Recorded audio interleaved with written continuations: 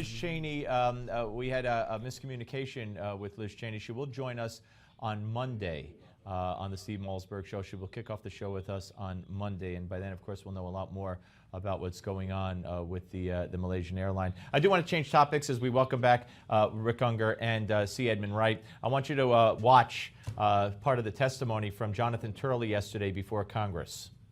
The natural reason cited by James I is very close to the reasons that you're hearing coming out of the administration, that these changes make the law better, that they make it more efficient, more fair. That's not the issue. I happen to support most of the changes that President Obama has ordered. I voted for him in 2008.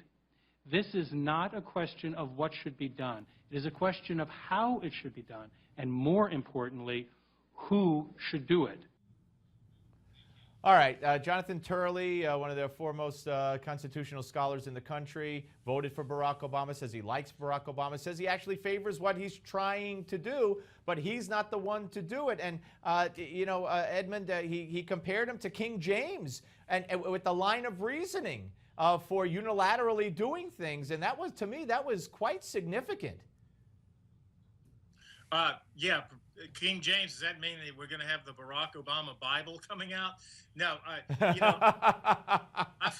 a scary thought. I found Turley an interesting contradiction.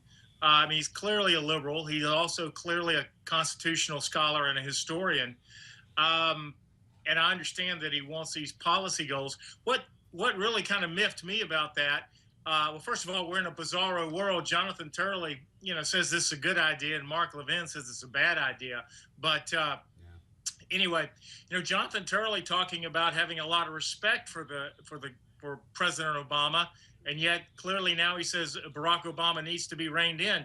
I'm sorry, I'm not a noted historian, but I could have told you in 2008, Jonathan Turley, that he would needed to be reined in. Rick? Well, look, I'm interested in this lawsuit from a lawyer's perspective. I think it's going to be extremely hard to get standing in this case. I think there's just some serious built-in problems. Number one, the courts really don't like to get involved in these kinds of political battles between the other two branches. You can get past that. The biggest problem that I see on standing is that after, and this is going to all be about the president moving the mandate for companies, corporations, by a year. The problem here is after the president did that, the House went ahead and voted on that and voted to do the same thing. Therefore, I'm not sure how they make out a case that they've been damaged when they're on record with the vote. And if you're not damaged, you don't have standing. But let's say in the lower court, anyhow, they can get past it and get standing. I think on the merits, they're going to have a very difficult time. The other problem that I think they're going to run into, look, this is obviously, there's a political intent behind this. And I think it's going to be so technical that it's not going to catch fire with the public. So all in all, I don't know it was the best move. All right, we shall see. And I want to thank both of you gentlemen for participating and sticking around on this busy news day. Thank you both, Rick Ungar and, of course, C. Edmund Wright. We'll speak to you both again very, very soon. All right, folks, we will be back, and we will bring you the latest details of the downing of Malaysian Airlines 777 on the Ukrainian border. 295 people died in that crash. And first, though, we take a look at this hour's American Moment, and it takes a look back at President Gerald Ford and his road to the White House.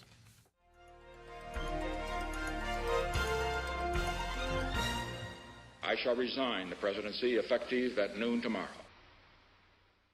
It was a stirring moment. Never before had a president resigned and another man risen to the nation's highest office. On August 9th, 1974, Gerald R. Ford was sworn in as the country's 38th president. It was a time in the nation rocked by scandal. The same day, August 9th, 1974, the House Judiciary Committee passed articles of impeachment against then-President Richard M. Nixon. That same day, Richard Nixon resigned, and Vice President Ford was hastily sworn in as Commander-in-Chief by Chief Justice Warren Burger. Soon after taking office, Gerald Ford ended the Watergate prosecution by granting Richard Nixon a full and unconditional pardon to the fallen president with this decree. My fellow Americans, our long national nightmare is over. On October 17, 1974, President Ford agreed to appear before Congress to defend his historic decision. I was absolutely convinced then, as I am now, that if we had had this series, an indictment, a trial, a conviction, and anything else that transpired after that, that the attention of the President, the Congress, and the American people would have been diverted from the problems that we have to solve. Historians have lauded President Ford's political courage in granting the pardon, but the move was widely believed to have cost him the presidency in 1976, when he was defeated by former Georgia Governor Jimmy Carter. For Newsmax TV, I'm Bill Curtis, and this is an American Moment.